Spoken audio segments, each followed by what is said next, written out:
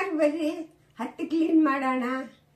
ಇದು ಹತ್ತಿ ಬೀಜ ಎಲ್ಲ ತೆಗಿಬೇಕು. ತೆಗೆದು ಇದರಾಗೆಲ್ಲ ಕಸರಿ ಇರುತ್ತೆ. ಈ ಕಸರಿ ಇದ್ದಿದ್ದೆಲ್ಲ ತೆಗೆದು ಹಾಕ್ಬೇಕು. ಎಲ್ಲ ಮಾಡ್ಕೊಂಡು ಇಟ್ಕೋಬೇಕು. ಹೀಗೆ ಇಟ್ಕೊಂಡು ಆಮೇಲೆ ಈ ಬಿಲ್ಲಿನಿಂದ ಹೀಗೆ ಹೊಡಿಬೇಕು.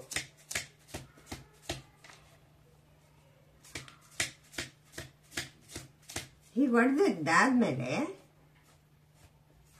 ಸ್ವಚ್ಛ ಆಗುತ್ತೆ, ಎಲ್ಲ ಲೂಸ್ ಆಗುತ್ತೆ ಹತ್ತಿ. ಈ ಬಿಲ್ಲಿನಿಂದ ಹೊಡಿಬೇಕು. ಆಮೇಲೆ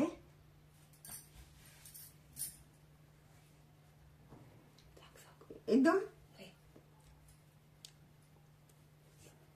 ಹತ್ತಿಯಿಂದ ಗೆಜ್ಜೆ ಮಾಡೋದು ತೋರಿಸ್ತೀನಿ.